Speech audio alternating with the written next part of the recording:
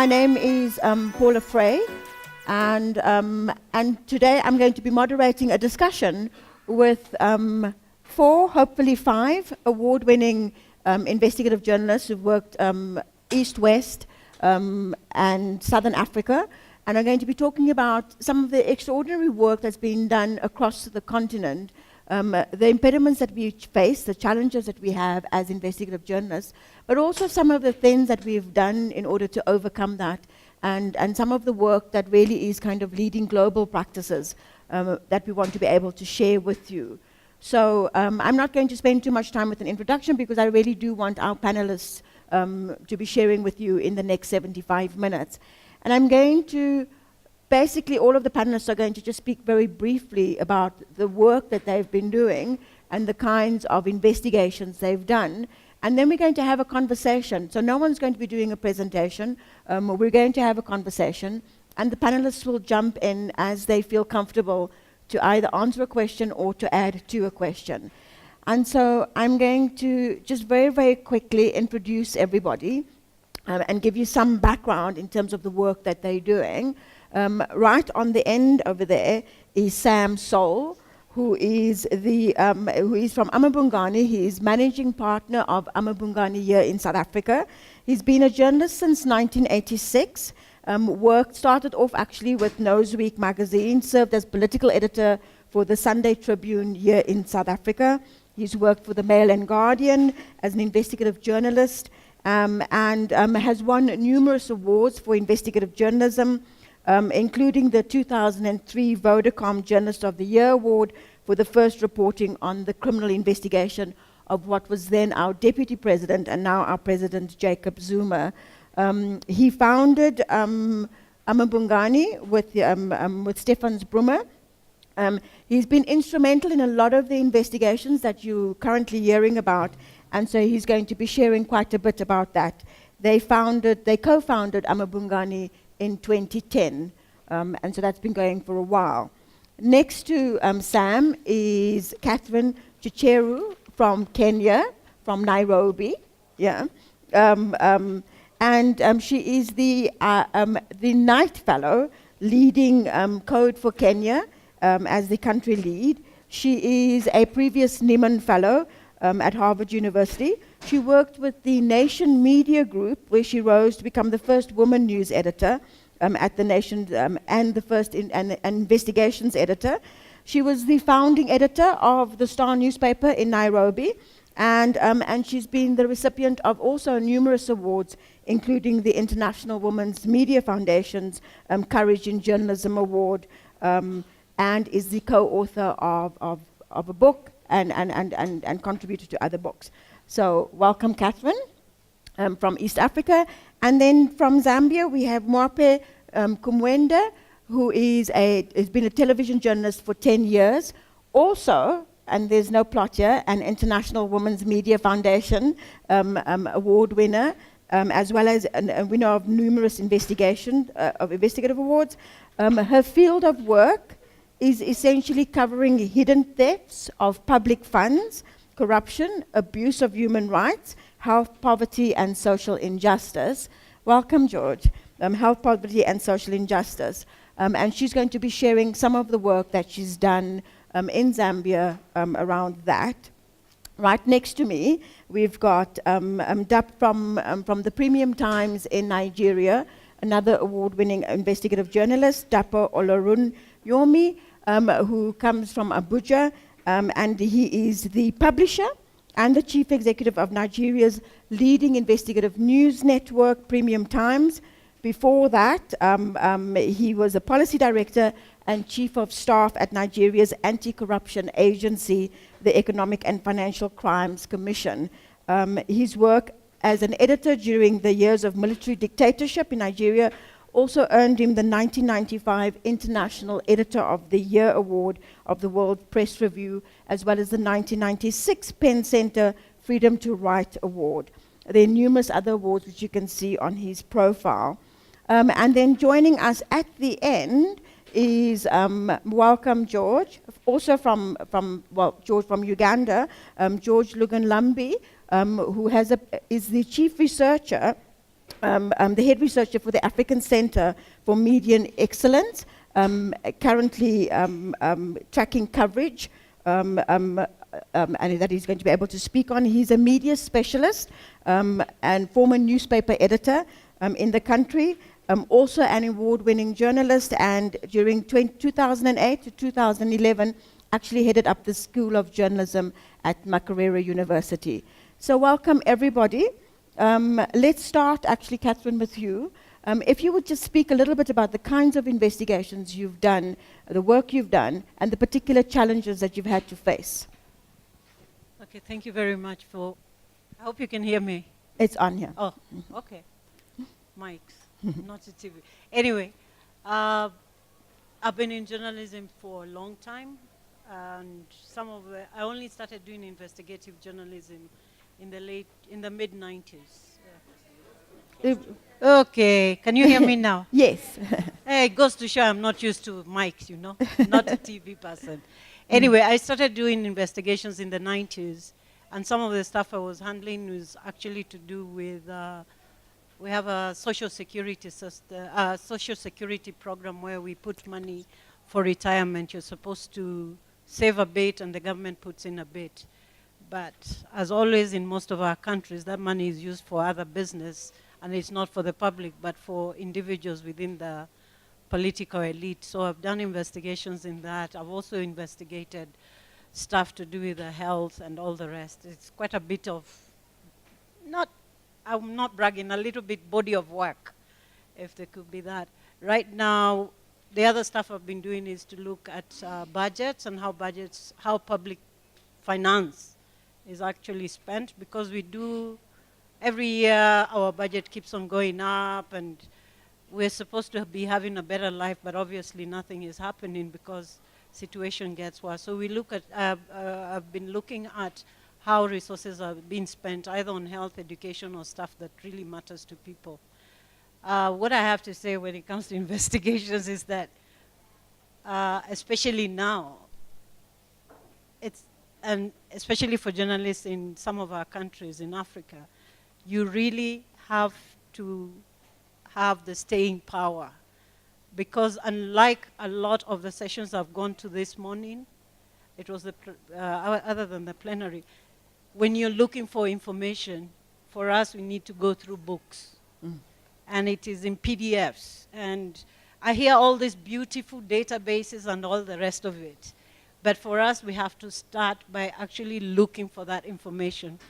And that information is not forthcoming because even though in some of our countries you have FOIA, or access to information as they call it in Kenya, you're not likely to get what you're looking for. So you really have to do what I call old school, hitting the tarmac, and actually using technology. In our case, Code for Kenya, and what you're doing with Code for Africa is actually liberating some of that information and putting it in databases which journalists like yourselves or others in the continent who do not have access to some of this information because it's locked up in PDFs or in some databases where you have no access, we try and make it possible to access that. So it's been trying, I always say you build, the building block is to look for that information and then make it possible for people to access, not only yourself but others.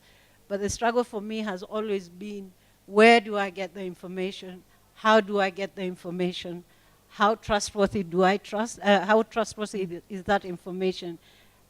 And then, of course, the usual thing, which is we have to have real sources, because we do not and cannot at all times believe that only one aspect of only one source of information is adequate.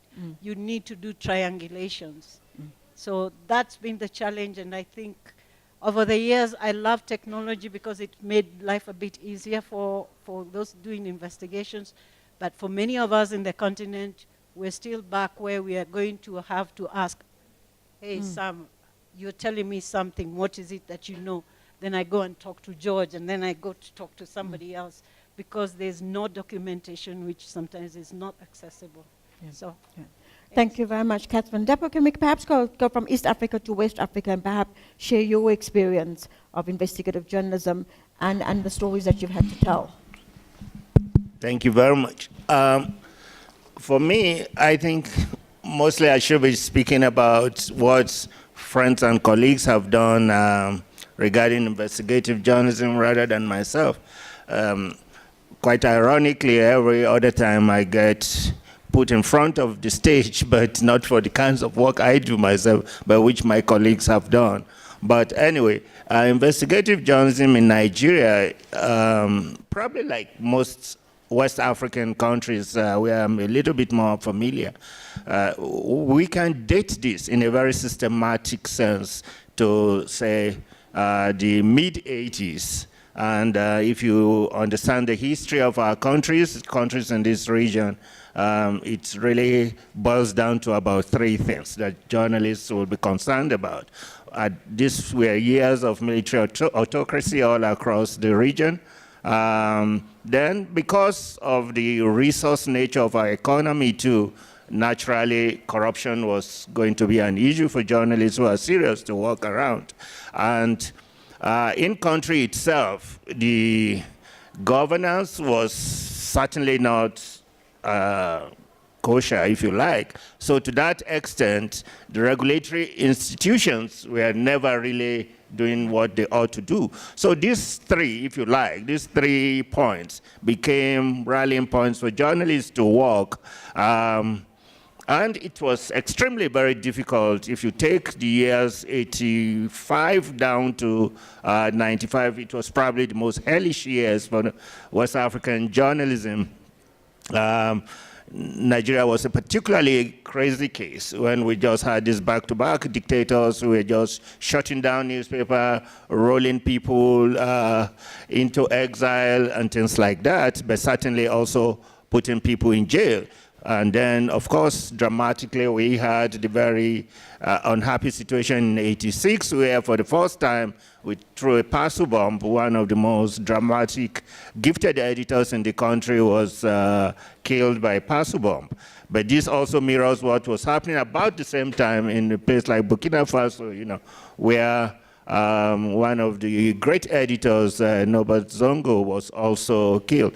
I mean, just slide down, I would say, in essence, the kinds of issues you will see people doing effectively will be trying to out human rights violations of various sorts, exposing corruption in many regards,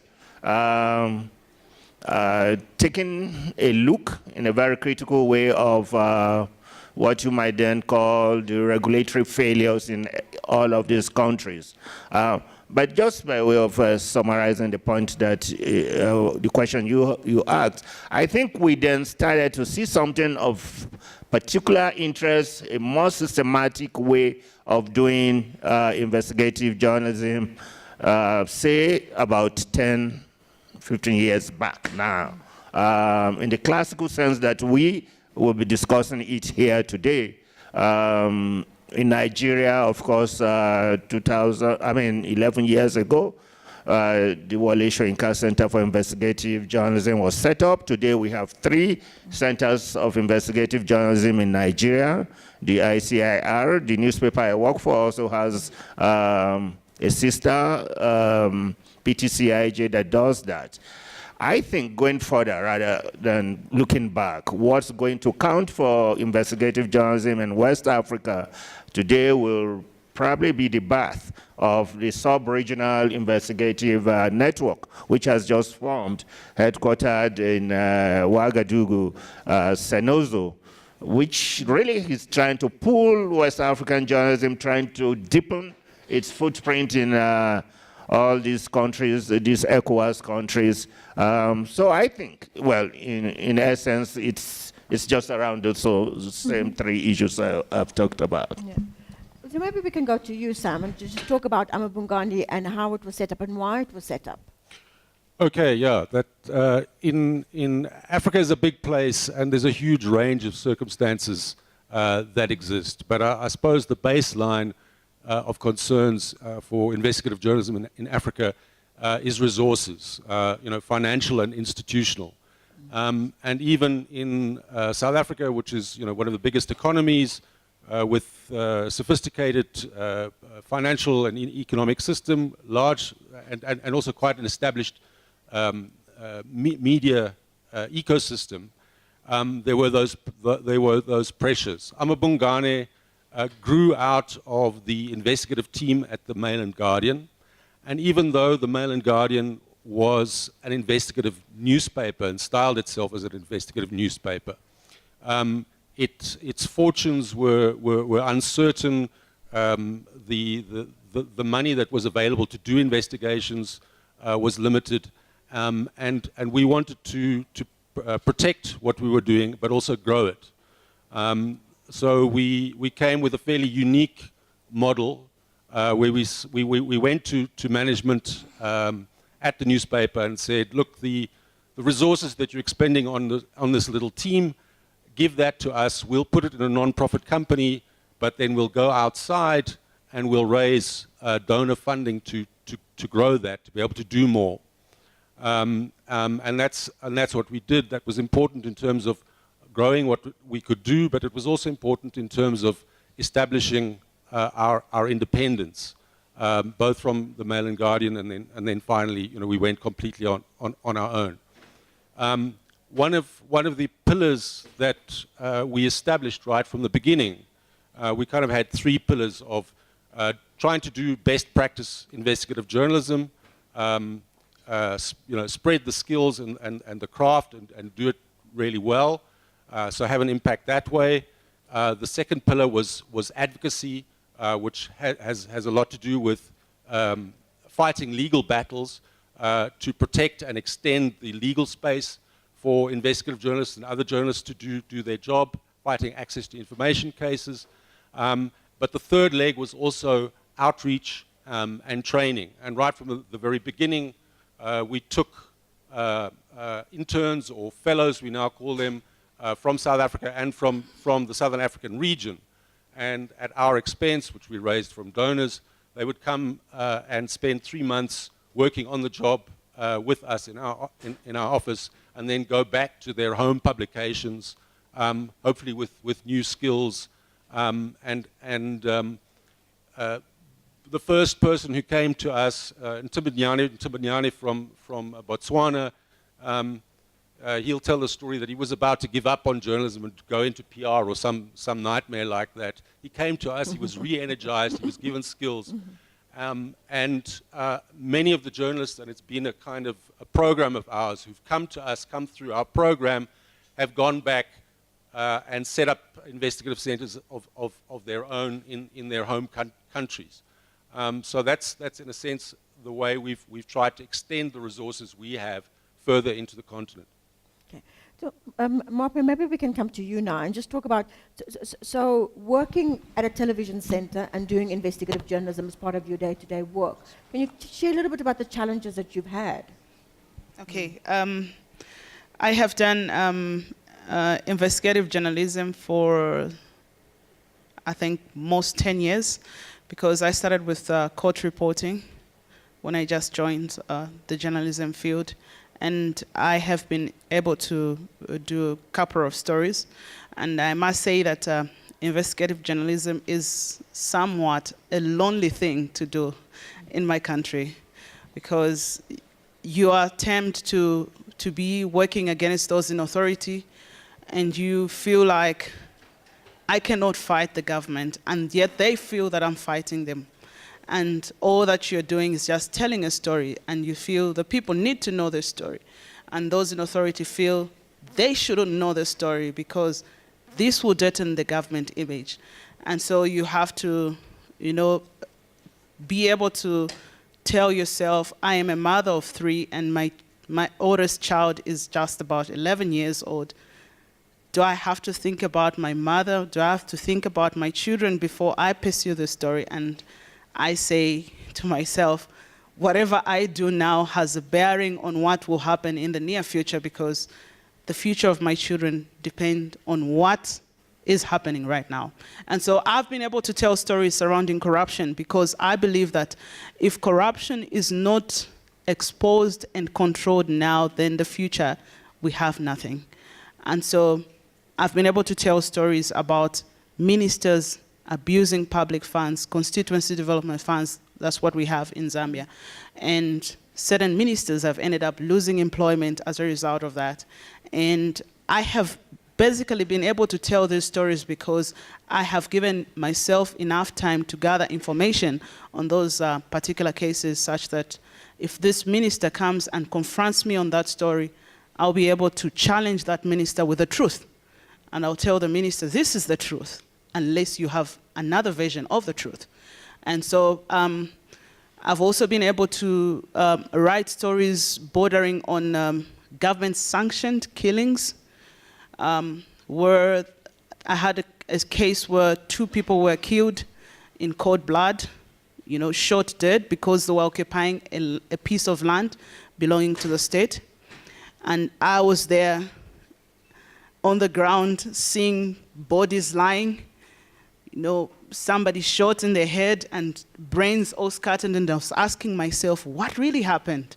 And the government doesn't want to say anything because they know they are partly to blame for that, because their officers are the ones that have, you know, killed these people. And I asked myself, how do I get down to this story? How do I get the information and be able to tell a story if the government is not willing to disclose the information? So I have gone down looking for a few, you know, not government official spokespersons, but be able to get maybe somebody within the lying ministry who has information about this case, because those in authority don't want to give an official position. I've gotten the information and been able to do such stories. And on this particular story, I can say I did more than 100 stories just to try and, you know, persuade the government to give us a report on this, but it never came to pass. And the other story I did was on, we had a case where some inmates were killed in one of our prisons, and the authorities were like, there's nothing of that sort. I went to the mortuary to confirm that this was the case, because I knew it was the case. And I had to challenge those in authority with the truth. So when you have the truth within yourself, the authorities will one day bow down and be able to confess to the truth. And that's what really happened. I went to the mortuary, asked the mortuary attendant, may I have the bodies from the prison? And at that time I went to the mortuary, I found 9 bodies in the mortuary from the prison. And I said, may I look at the documents? I looked at the documents for all the bodies that were there, and all the documents were saying, brought in dead from Kobeko prison. I got all the information, and I asked myself, what really happened to these people? How can we have 9 bodies at the same time without any trace of illness? I went back to our Minister of Home Affairs at that time, because I had broken the story, I think, a little premature, because, and the minister was like, what you're saying is not the right thing. Then luckily I was attending that briefing, and I told the minister, you are sitting comfortably in your air-conditioned office, and you tell me I'm telling lies? I've been to the mortuary, and I found these bodies. What are you telling me? Then the minister says, no, the bodies you found were just for ordinary people. They're not inmates from the prison. Little did the minister know that I had enough information to challenge his statement. I went on and published the names of those bodies I found in the mortuary. And later on, they went back now to the mortuary to verify my report. And eventually they agreed to say, oh, we have, yeah, these were from the prison, but it's not that they were killed. No, they died of natural causes. And I asked, what do you mean natural causes? Tell us, were they sick? Or at the same time? And they were like, no, we're now conducting an inquiry on this case. You know, they were like, they don't want to say much because they knew maybe this reporter has a little bit of evidence on this particular case. So most of the times when you do an investigative piece, you really need to gather your facts right and put, all evidence together.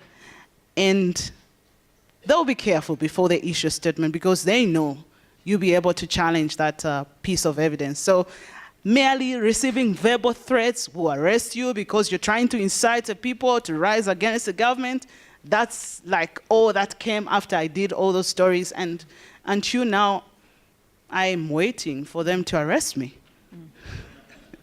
And so really old-fashioned legwork, right? Kind of getting the proof, getting the evidence in order to confront them.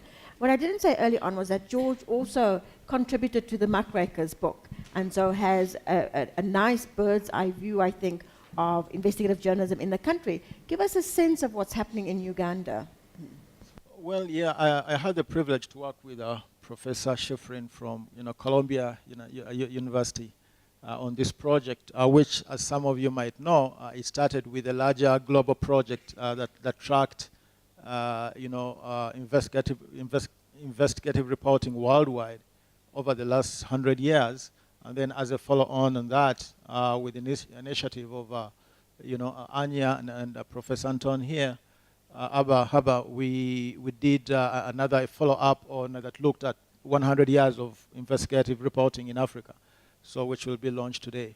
And one of the things, and I wanted actually just to broaden the scope a little bit, and one of the things that struck me in that project, looking at over 50 pieces of journalism, was the tension, I think, that now exists between, an investigative reporter, as a journalist, and an investigative reporter as a campaigner.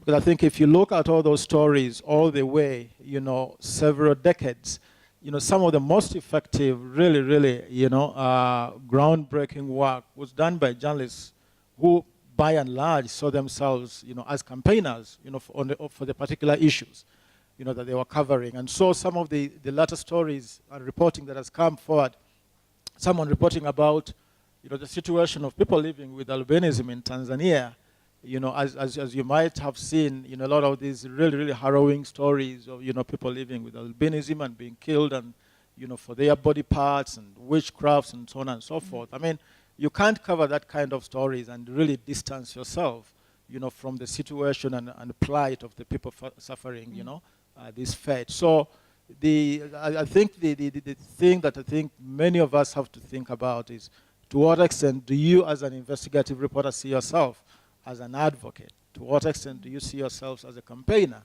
And that's not really being a campaigner in a negative sense, because I think, all of us are taught in Journalism 101 that you have to be dispassionate, you have to keep a distance from your subjects, and so on and so forth. But I think if you look at the techniques that investigative reporters have used that have really had an impact, or, some kind of impact, these are people who have been very passionate about the causes they are reporting about.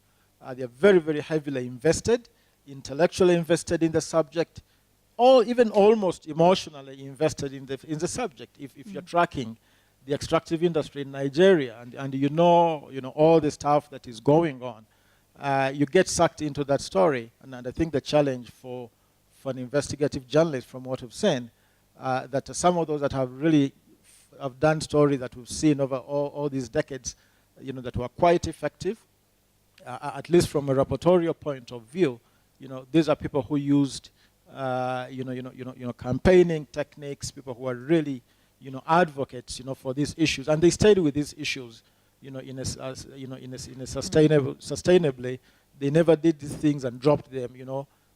They might have done that story. That's one story that stood out, but they were really engaged with, with these issues, over time. So I think, the question I think that I took away from this project, and those of you who might be able to read the book, which will be launching this afternoon, is to what extent do you see yourself as a campaigner? And to what extent do campaign techniques, advocacy techniques, infiltrate the kind of work you do? Some might see it as contamination, using the tactics, of fighting that battle on behalf of the people that you are reporting for, and I think it sets up from that collection. A lot of the stories, looked at collectively, set up that tension very, very well. So let's take that conversation further. I mean, not necessarily just the journalist as campaigner, but what makes our journalism effective? What makes our investigative journalism effective on the continent?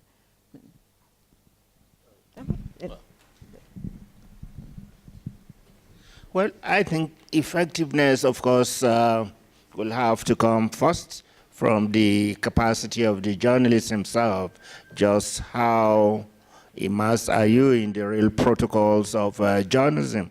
Investigative is the adjective on it. I think first and foremost, we should be journalists, right?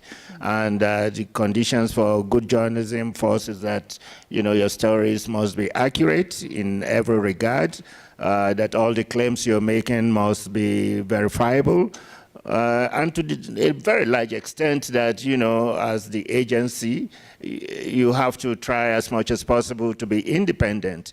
So, conditions that constrain this possibility are really immense. At once, they are legal in many countries in Africa, definitely in West Africa. This is a very serious problem.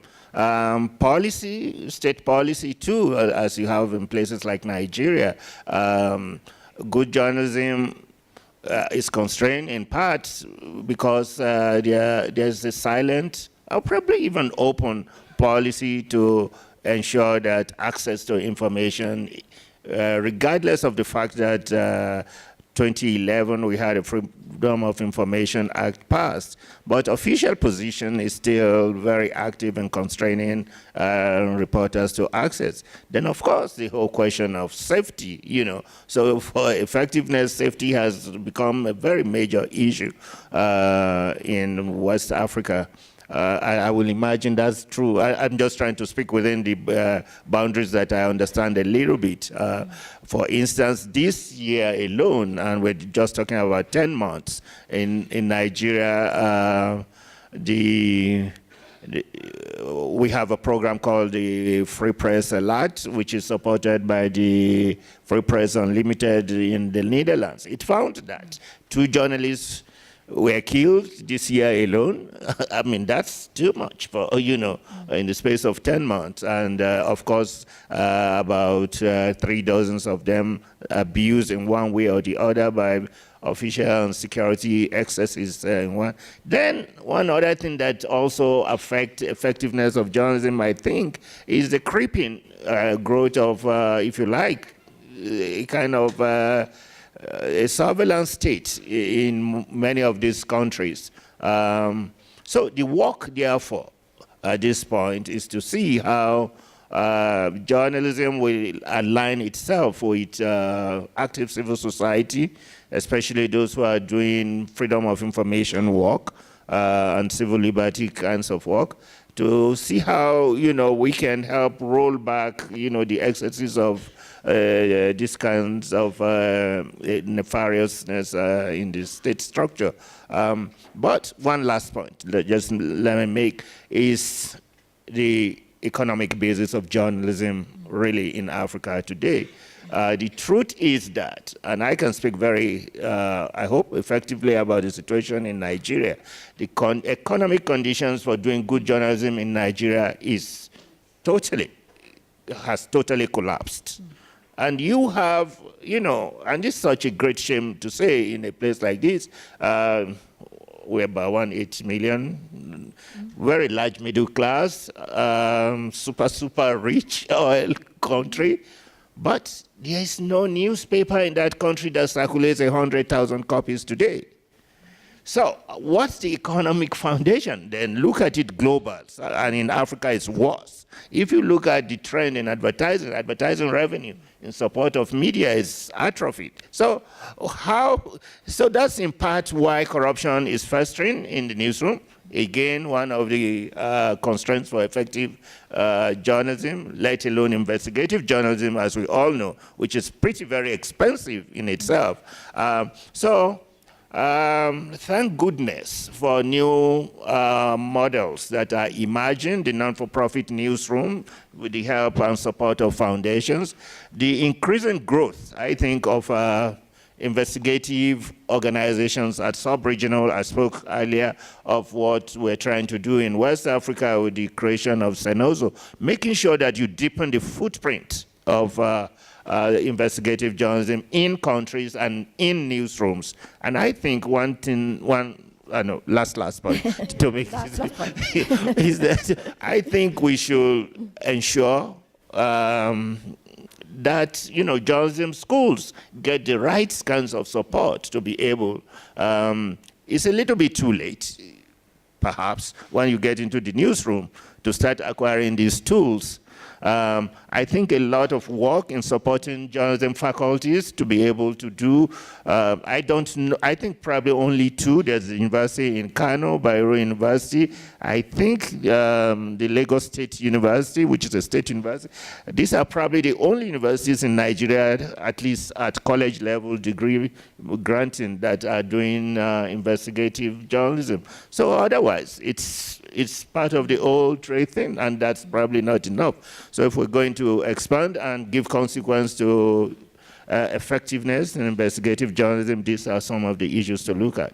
Dapo, you've brought up a lot of issues that I think we need to maybe unpack even further. But I wanted to just say and concur that the disruption, even though internet is limited across the continent, the disruption in African media has been quite severe, and the economy has not been supportive of actually kind of driving the change. I want to ask Sam to maybe expand a little bit more on what you were saying, but I want to give it to Catherine first, who wants to go ahead. I was just going to say, because we do not have, just like Dapo has mentioned, we Catherine? Oh, sorry. Closer to you. We cannot have specialists in the newsrooms because it's, like Dapo has mentioned, the economic model on which most of our newsrooms are based is collapsing like everywhere else. But what I think, what is lacking or what could help us or help us sustain is to be able to reach across to those people with expertise. I'm not an economist. I cannot, and most of us maybe cannot even read company, whatever. But we have people who have that expertise, and bringing them in to help us do the kind of work that we want to do. I think those kind of collaborations, if you want to call them, is what will make us kind of continue being able to to do the kind, or develop the kind of content that matters. And yes, most of the stuff we've been doing is on corruption, but there are many other issues. For example, there's human trafficking all across this continent.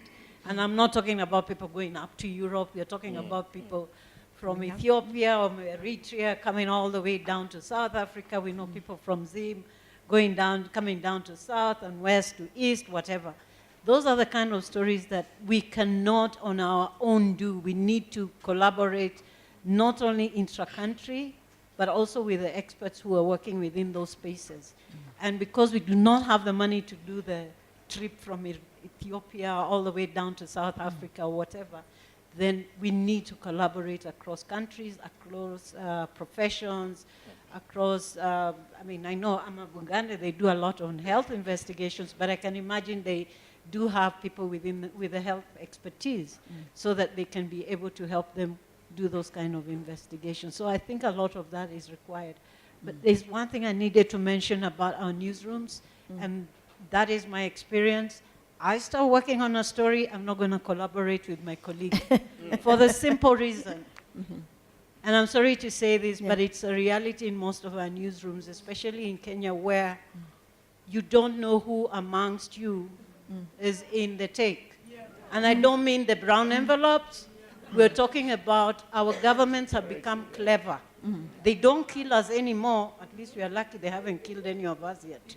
But what they've done is infiltrate our newsrooms. So whereas it might be the whole thing about the business model collapsing, one of the biggest constraints is our own, is what I call media capture, because our editors or the media owners don't want to make the government unhappy because they still want to get a little bit of advertising, or the corporate interest, and in our country it's telcos and banks. So what happens is that if you are to do any investigation on any corporate or looking into corruption in government, you hit a roadblock either because the media owner, who is not necessarily your editor, has got vested interest in not having that story run. So Mr. Dapo, I know you run Premium Times, but I guess there's some time that conversation comes to the fore, but also amongst ourselves where I need to really trust somebody to be able to open up so that we can build these teams that we need to do investigations across countries. I trust her. Maybe we don't trust him. And the reason we don't trust him because we don't know on which side he's on. And sometimes, and please, this is not, I know it's a weakness, but it is something we need to root out because effective teams are based on trust first. I don't want to start an investigation into a bank, for example, or into a ministry. And the next thing I know, the person I'm talking to is telling them and even sharing the content or my story before it's even published. That kind of trust needs to be built upon, especially in newsrooms, so that we eradicate all this. Anyway, I get really, It's a real impediment, though, isn't it? It's a real impediment to investigative journalism, the fact that we very often can't work in teams because we're not sure whether we can trust other people. Sam, I want you to answer two questions. What investigations has amaBhungane been able to do because you're donor funded, first of all? And then do you regard amaBhungane, as George was saying, as a campaigning investigative organization? Okay, look, I mean, we wouldn't exist the way we do without donor funding. In our first year as a non-profit, the kind of legacy money that we got from the Mail and Guardian, which essentially took 3 salaries and the associated overheads and paid it into the non-profit, from which, you know, basically the salaries went out again. That money was 2/3 of our budget. We got an extra new third from donor funding. By the time we left the Mail and Guardian, their contribution, which basically formed a publishing fee, they were the kind of priority publishers, that was about 30% of our budget. Our budget had grown tremendously from donor funding. So what that gives us is time, resources. Time is really the most important thing. So we can afford to spend a lot of time, which is money in investigative journalism, on getting the information, on putting the story together, on being patient, on not being driven by somebody else's deadlines and so on. So it's an immense luxury that we've built up, and I think, you know, some of the kind of ethical problems that have been talked about here are also as a result of journalists in Africa operating under really terrible financial constraints, where, you know, it's a kind of a pay-for-play situation. Owners don't pay for people to get to stories, to get to press conferences. You get there and there's an envelope of money for everybody. How do you deal with that? You know, the kind of problems that many of our colleagues in the rest of the country have to deal with, and the ethical quandaries just to kind of get something done are enormous. But I think one point that I want to make, and you must remind me of the second question, one point is, in some ways, those of you who come from more privileged circumstances can start to learn from us, because in fact the rest of the world is getting more like our environment, where the resources are becoming very scarce. The silos of media ownership and business and politics are becoming more and more kind of intertwined, and so you have the kind of situation that we're talking about, where you know, the outlet institution is connected to a business, it's connected to a political party, it runs a partisan operation. You can go after these people, not after those people. You know, the more and more I look at what's happened in America and under Donald Trump, you know, it seems like you know, Jacob Zuma is not a mini Donald Trump. Donald Trump is kind of a mini Jacob Zuma. You know, we could have we could have warned and perhaps taught our American colleagues something, ahead of time. What was the other question? Are you a campaigning organization? Look, I think one has to be very careful about how you define being a campaigner. And you have to define it very closely and narrowly in journalistic terms.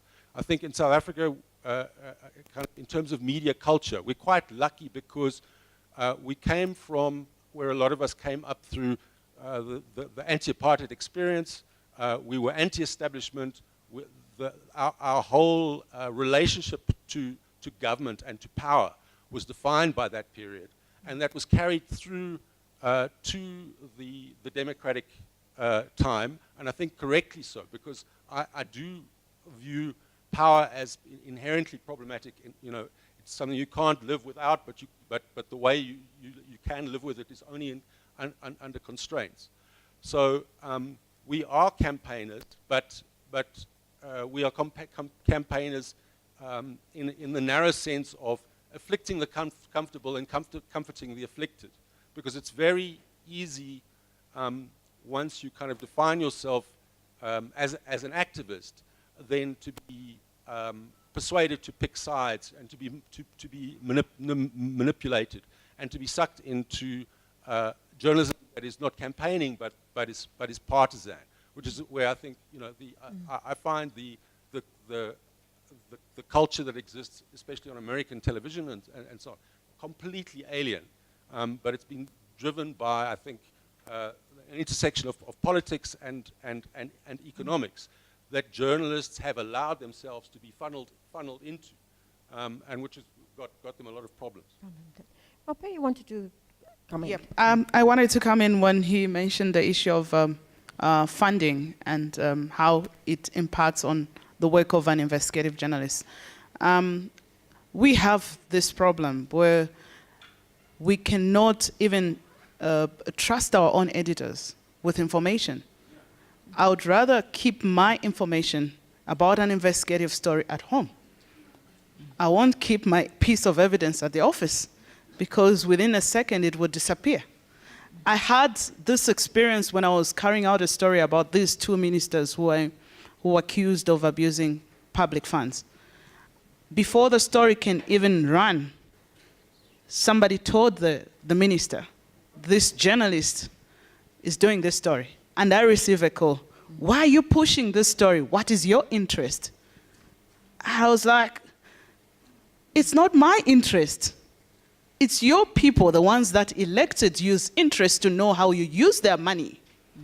And this minister cut the line, calls my editor. Can you drop that story? And my editor comes to me, do you have evidence about this abuse? Do you have evidence about this corruption? I give him the evidence. And then he says, oh, okay, this minister says he'll sue us for defamation and all that. And I said, but I have the evidence here. If I don't tell the story, then who will those people that elected this minister run to? If they cannot trust us with the information, they've given us the evidence. And I had to go to another editor. I had to go to the managing director to push the story to run because I had the evidence. And so, you find, yes, there'll be an editor, yes, there'll be a director who'll be called and, offered all sorts of bribes, money to pull down a story. And it all gets back to one thing. If you have the evidence, if you have the truth, no one will challenge the truth. So the other issue, again, of multinational companies, we can hardly write stories about certain multinational companies because they are the ones feeding you. You want to write this story. They're evading tax, and they, in most of, I don't know whether it's only in Zambia or maybe in other African countries, you have this culture by mobile service providers especially, funding all news bulletins, all newspapers, and you can't ask them when they're evading tax. In our country, they have an exemption from paying tax maybe for 10 years, depending on the agreements they've entered with our government. And you find after 5 years, they'll change the name from Airtel to something else. Yeah. You know, after this time to this time. And you can't question them because your boss will say, where are you going to get your salary from? You see, so it becomes a problem.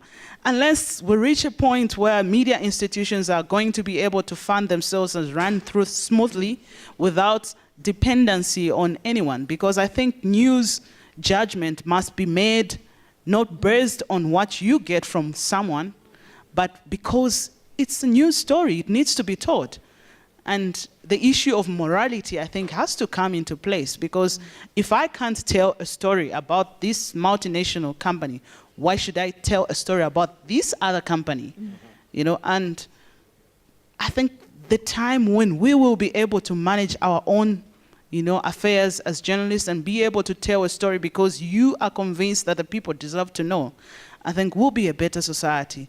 But for now, it remains a bigger challenge because you can't person the multinational companies, you can't person those in authority, you can't take them to task on certain issues that you believe that they really need to answer. I think I thought I should just chip in on that. Absolutely. I'm going to ask George to respond to that, but I am also going to open up for some questions from the room. So George, do you want to add to that?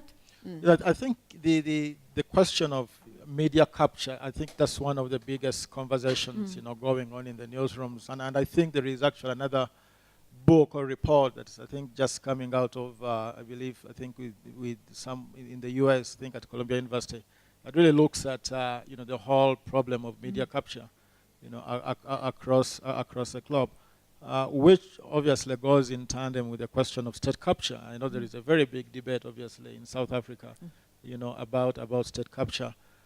So I mean, in many of our countries, for instance, you find that, you know, political parties are funded by, you know, by business.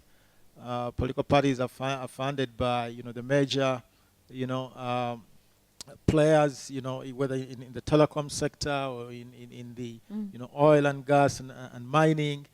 And it really becomes very difficult because, I mean, if you're going to cover the political process and you find all these, you know, interlocking interests, you know, across, you know, the political and economic spectrum, I mean, you basically have nowhere to run for sources. And again, as we know, you know, they've infiltrated the media. You know, the media is a recruiting ground for government spokesmen and women. You know, the governments are looking at the sharpest, you know, most articulate journalists and hiring them to speak on their behalf. So you can't. I mean, it's all an entanglement. So, but I think again, and I agree with Sam. I think if you're talking about, you know, a campaigning journalist, you know, defining it very, very narrowly, you know, as an equal opportunity offender, as they say, you know, and you're not partisan, you know, you're not protecting any particular interest, but you're really focused, you know, on exposing, you know, things that are not really going right. For me, I think that is very important, and I think journalists that really stand out, that have integrity, that are respected across the board, are those that are really, really remained focused, you know, on what they really need to do, and everybody respects them, you know. You know, oftentimes, you know, the pressures are definitely enormous, and I think anybody, you know, who hasn't been in the newsroom wouldn't appreciate, the pressures at the individual level. Many journalists, I think, have to question themselves all the time: is this really worth doing? And I've been, you know, involved over several years, you know, mentoring journalists, you know, supporting them, and often the question is, you know, often journalists who are quitting, some of the best journalists, the most talented ones, quitting the industry, you know, the question, they get exhausted at some point. So finally, I think it's editorial leadership, I think, becomes very important. You know, I have often said that, you know, the leadership, journalism executives need to look at themselves, you know, as editorial leaders, you know, supporting these journalists at many different levels, you know, at social, in terms of welfare, you know, psychological support. I think those things are becoming very important, you know, for our newsrooms, in order to be able to keep, you know, the talent and providing the agenda. I mean, the idea of a lone wolf, You talk about a lone wolf, as an investigative journalist, but how far and how long can you really sustain that? You need the support. So if you're going to pick up an issue as a media house, to campaign on, to target, to pursue, you need to have a collaborative and collective agenda that is supported at the topmost level within the editorial structure. Then the people who are working on those issues have the confidence that whatever happens, whether they are taken to court or whether they are threatened, as it often happens, they're going to have the support that they need. I mean, it's been interesting because we've had a series of discussions over the last week. And one of the things that kind of is on the periphery is the safety of journalists. Because the reality is that investigative journalism is dangerous in Africa. And yet we don't necessarily talk about it enough, as you're saying, or talk about how we can actually protect our journalists who are doing that work. Just before you throw open to the floor for questions, I just wanted to say something about the multinationals.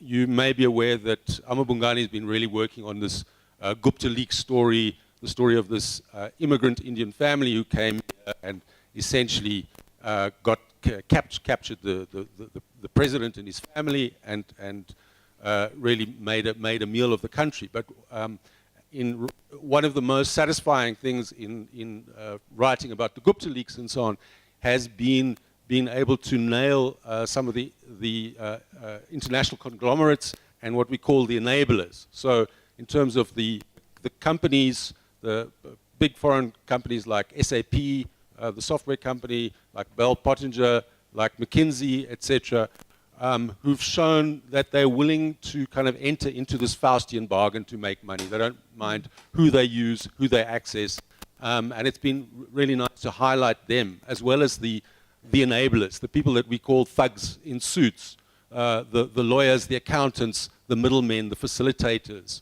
without whom these huge, massive kind of scams that affect whole economies would not be possible. So that's been really satisfying.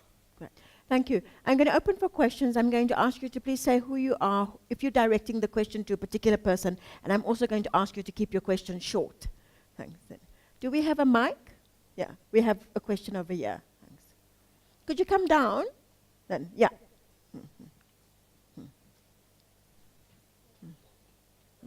Yeah.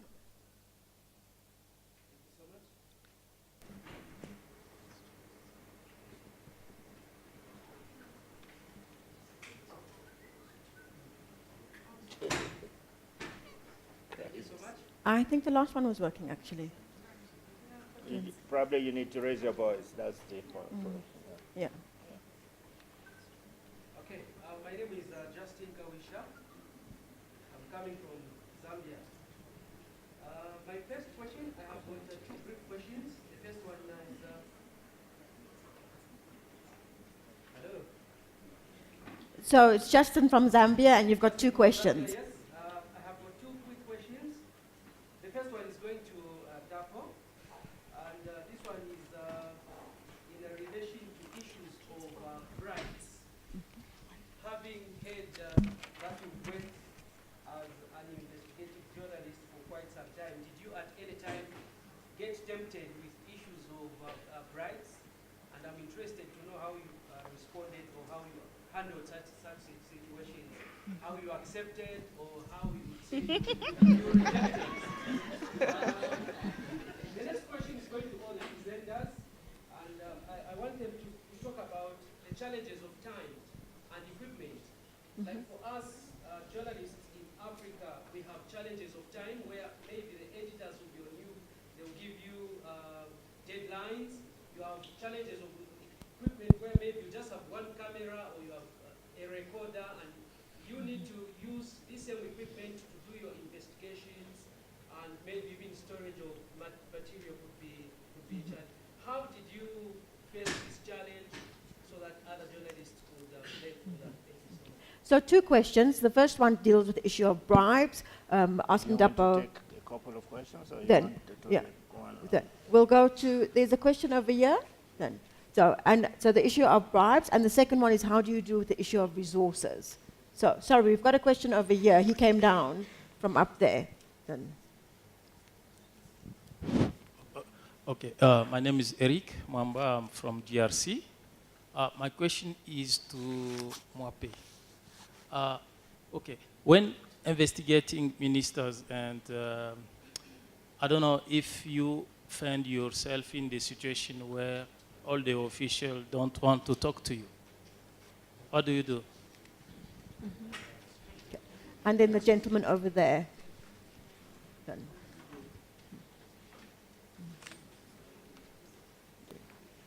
Go ahead, and then the gentleman over there with the red tie. Yeah. My name is Obiora Chukumba, Nigeria.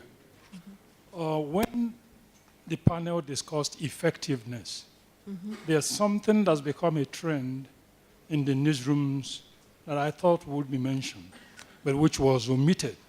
And I want to find out how the panelists might look at such trend. And this is the issue of professional migration. You discover that you have most of your best hands in the newsroom repeatedly, continually migrating from journalism to the corporate world, maybe in the banks, maybe with the telcos and all those kind of things. Now, if you have such consistent migration of your best hands, how can you sustain and how can you even improve on effectiveness of investigative journalism?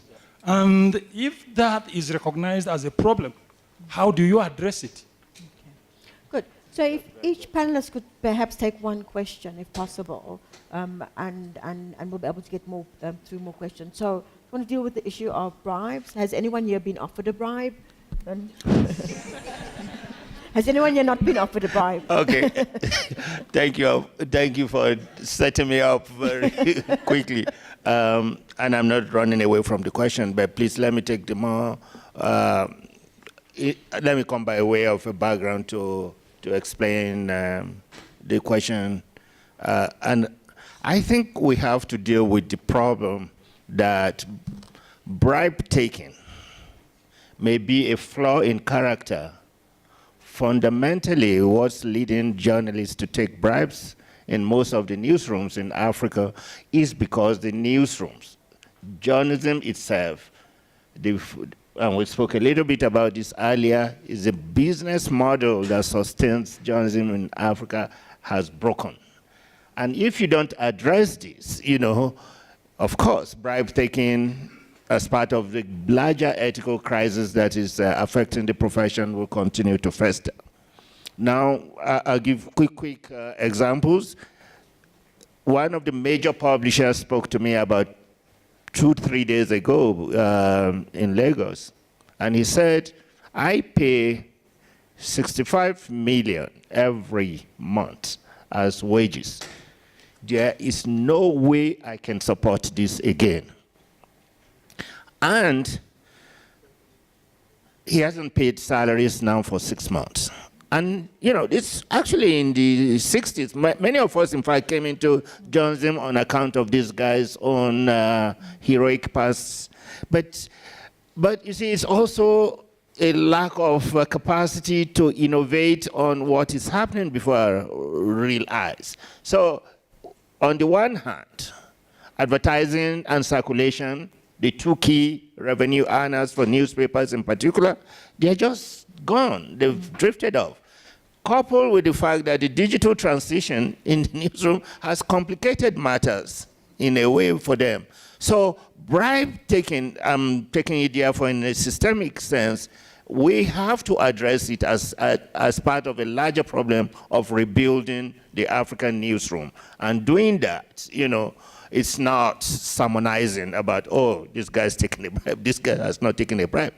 The kinds of, I've been a little bit, I can say for sure that, I know they have been offered bribes a lot, but it's never been part of something that will define my own journalism.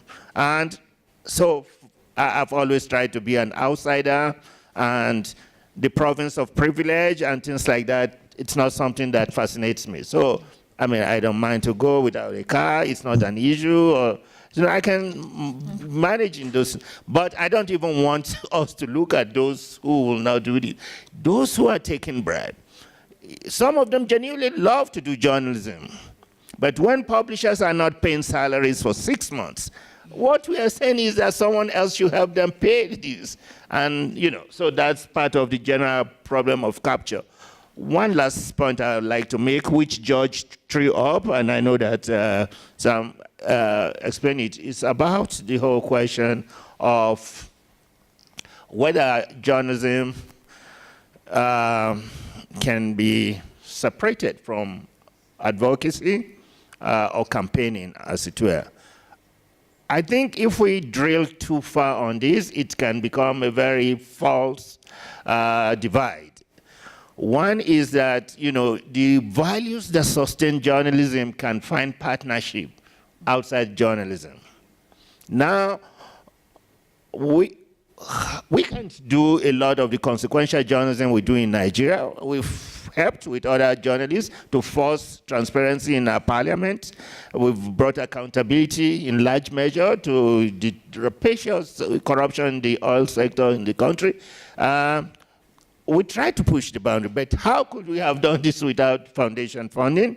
It's just impossible. But it's not as if you're going about trying to grab money. You have to ask yourself the question first. Are values aligned? So if a foundation has a clear idea about anti-corruption, promoting democracy, as advancing human rights, and creates an investigative fund, journalism must put itself in a position to be able to access that. The values of journalism, insofar as they are there and you can respect those values, that's the bottom line. And we don't one thing about investigative journalism in particular is a very self-righteous position to be. Because you're saying that you're better than the other person, I'm investigating you. But then it can then turn to some kind of catechism that can annul the whole process of that whole profession itself, yes.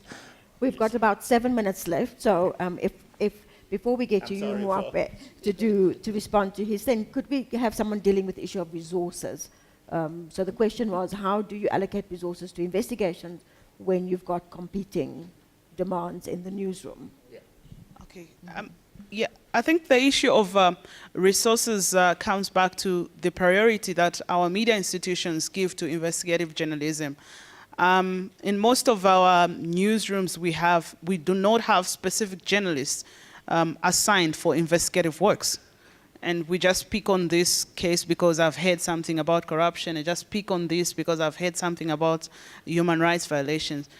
The moment that we begin to prioritize the fact that we need to have specific people to do investigative work, then we'll be able to attach resources for that. I think it's an issue of priority. Investigative journalism has not been given priority in most of our newsrooms, and that's why we have this problem.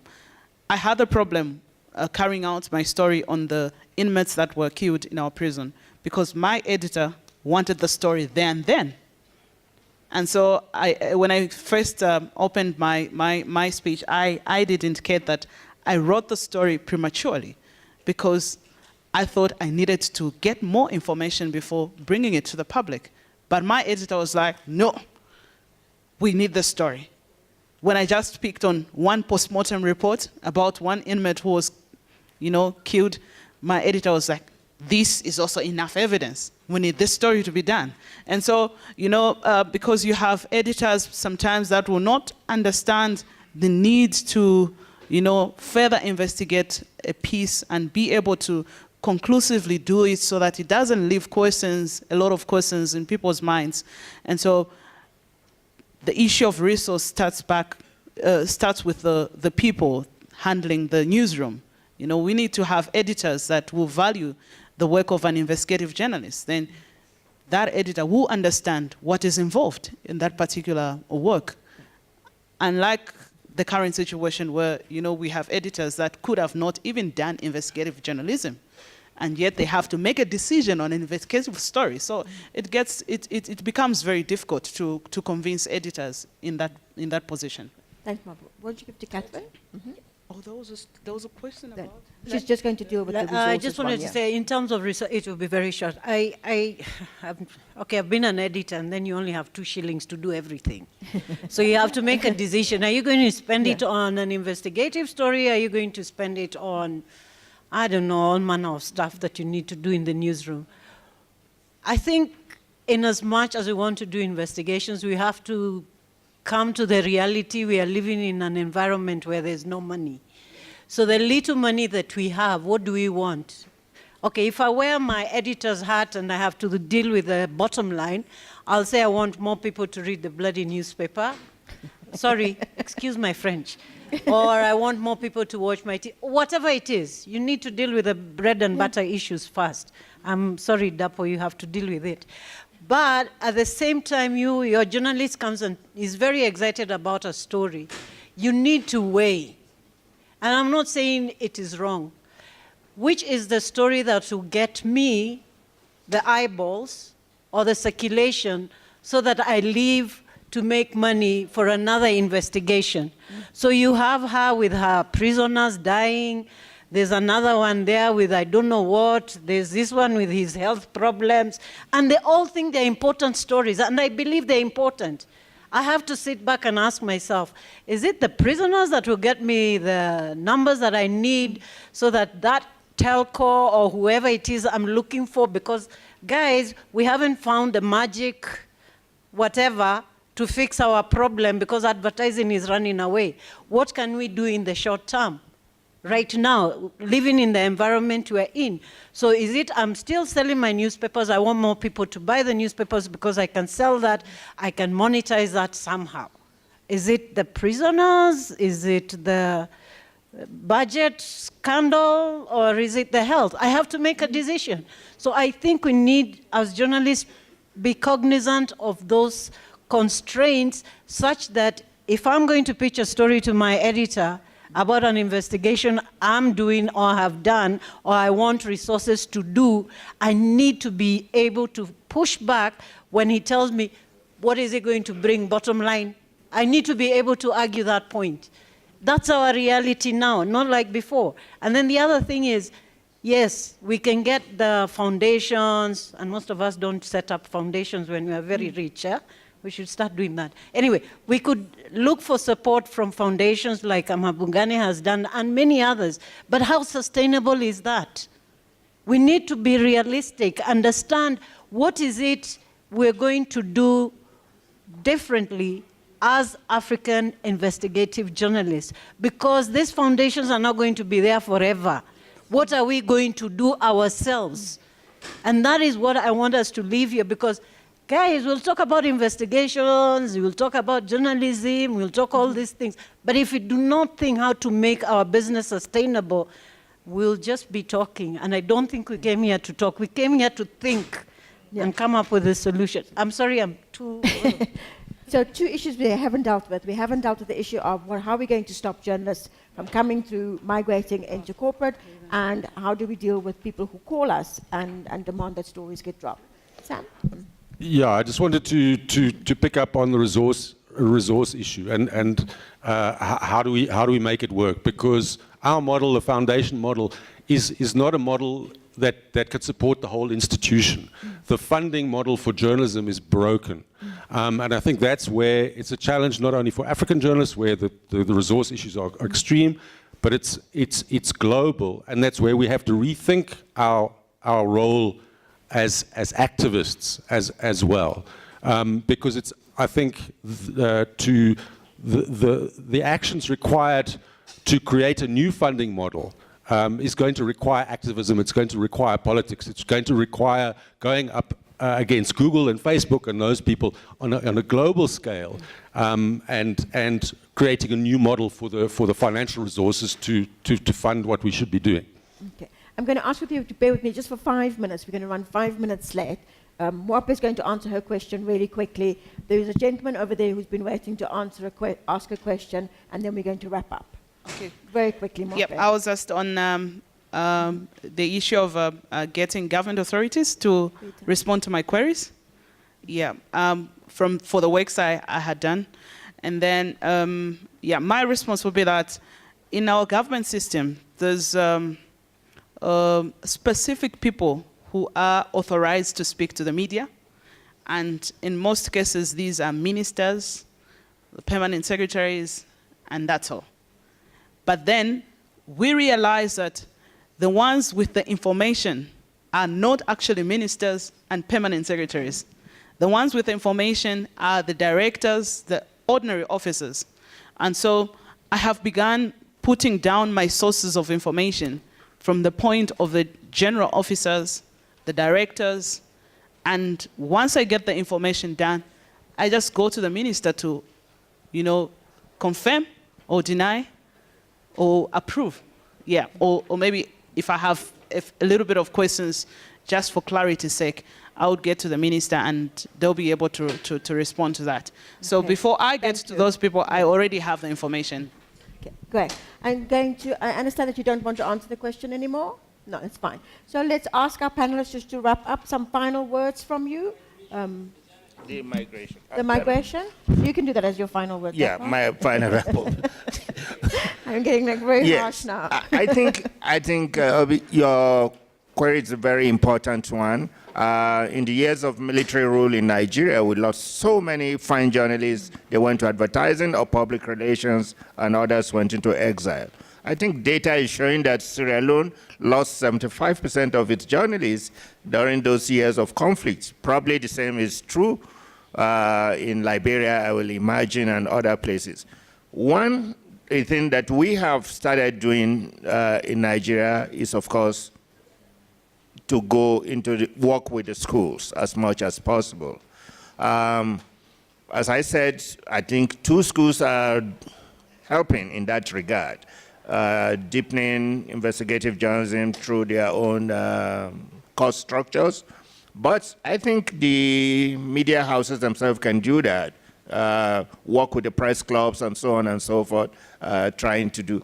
Then I think at the regional level, I spoke about the group that, the West African group, Senozo, one of its understood mandate will be to help deepen.